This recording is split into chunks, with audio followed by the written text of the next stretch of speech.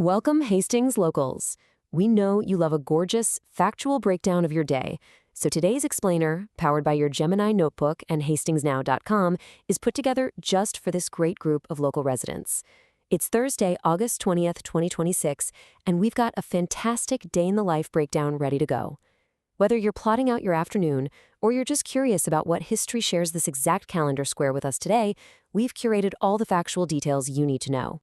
Okay, let's dive right into this. Before we look at the hard data, I have a quick question for you. Think about this for a second. Why exactly does Thursday's Hastings forecast need a time card?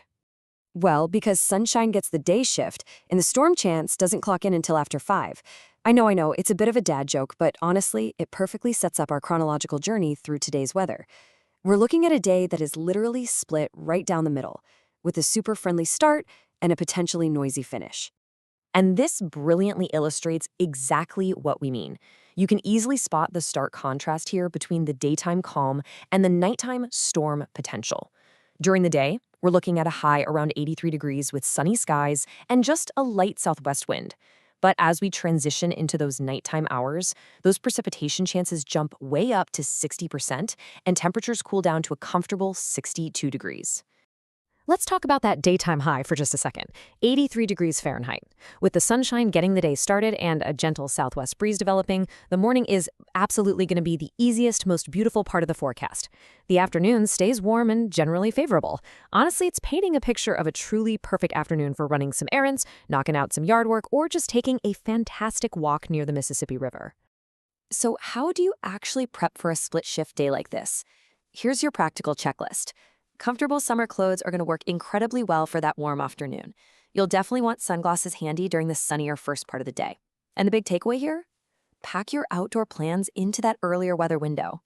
More importantly, make sure you have a solid, well-thought-out indoor backup plan ready for any of your evening activities. Section 1. Evening Storm Watch. Let's shift gears and look at what to expect after 5 p.m. So look at this massive jump in precipitation probability as the day goes on.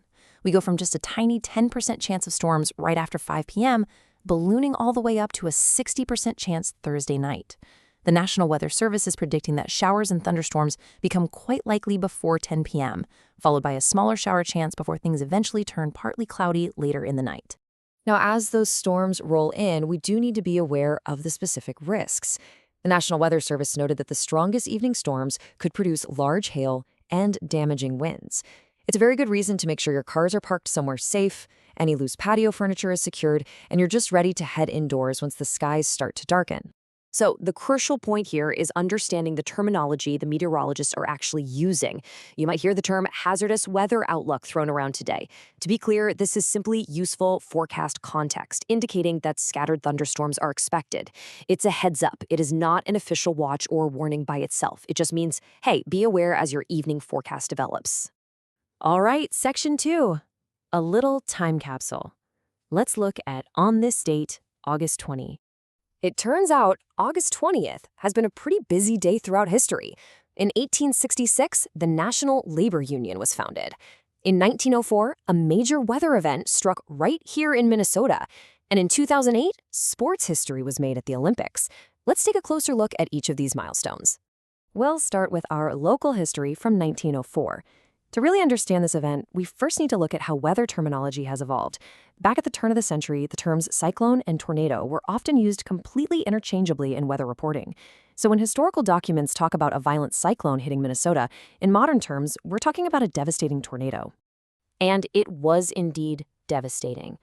According to MNEpedia and the Minnesota Historical Society, on August 20, 1904, a powerful storm struck Waconia and other Minnesota communities. More than 100 homes in Waconia were damaged, alongside businesses and public buildings. Tragically, 5 people were killed and more than 20 were injured. It remains a sobering piece of Minnesota weather history, and it definitely draws a direct connection to our own modern-day respect for evening storm watches like the one we have tonight. Stepping further back in time, we arrive at August 20th, 1866. According to the Library of Congress, delegates in Baltimore founded the National Labor Union on this day. This was the very first attempt to organize a national labor group in the United States, and one of their primary resolutions, the first national call for an 8-hour workday. It's pretty incredible to think that a meeting on this exact day in 1866 laid the groundwork for the modern work schedule that so many of us are clocking into right now. Now, what's really interesting about this next one is this number, 19.30. That is the sheer speed in seconds it took to make sports history on this day just a couple of decades ago. On August 20, 2008, Jamaica's Usain Bolt absolutely flew through the 200 meters. He won the Olympic men's 200-meter final in Beijing in that astonishing 19.30 seconds, shattering Michael Johnson's long-standing world record. Bolt had already won the 100 meters in world record time, making this Beijing sprint double one of the absolute signature performances in the entire history of the Olympic Games. A truly triumphant moment on the calendar. Jumping back to the present day, I want to leave you with this highly practical reminder from the local forecast.